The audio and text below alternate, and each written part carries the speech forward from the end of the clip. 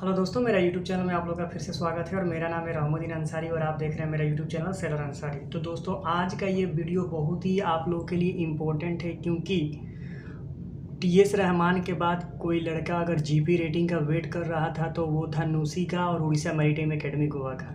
तीन ऐसे कॉलेज है जैसे टीएस रहमान हुआ, नूसी हुआ और उड़ीसा हुआ कि जो टॉप के कॉलेज आते हैं जीपी रेटिंग में।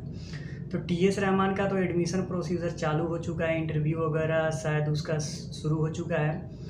नूसी का अभी कब फॉर्म आएगा इसकी अभी कोई सूचना नहीं है, लेकिन उड़ीसा मैरीटाइम एकेडमी जो आपका उड़ीसा पारादीप में पड़ता है उसका जीपी रेटिंग का एंट्रेंस एग्ज़ाम का फॉर्म आ चुका है और उसकी जो लास्ट डेट है कब है इस प्रॉपर वीडियो में मैं आपको बताऊंगा।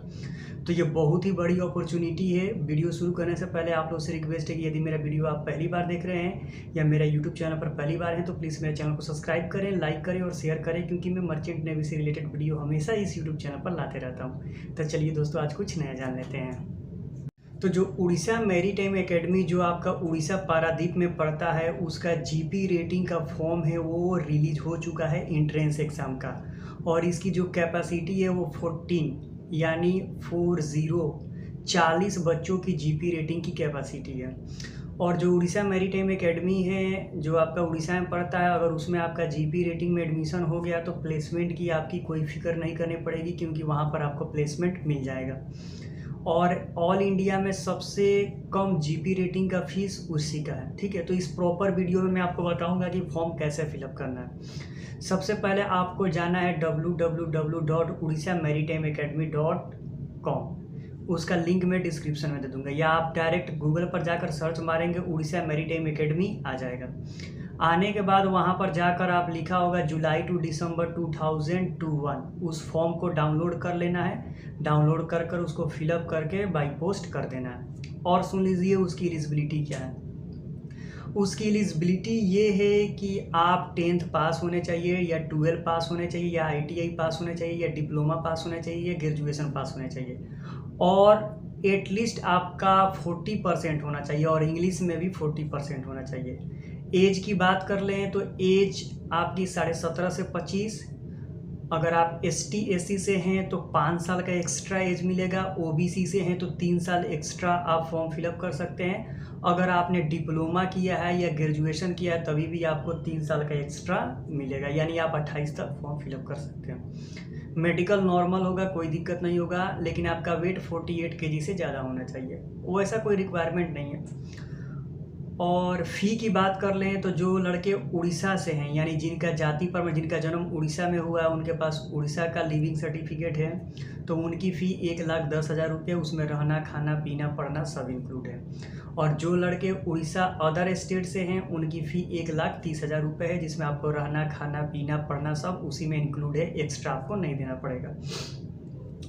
तो उसका जो नोटिफिकेशन है, चलिए मैं आपको मोबाइल की स्क्रीन पर लेके चलता हूं। और मैंने एक बात बताना आपको भूल दिया, इसका जो एंट्रेंस एग्ज़ाम होगा वो आप फॉर्म फिलअप करके भेजिएगा, और एंट्रेंस एग्ज़ाम की इसकी फ़ी 500 रुपये है। 500 रुपये ऑनलाइन पेमेंट नहीं करना है।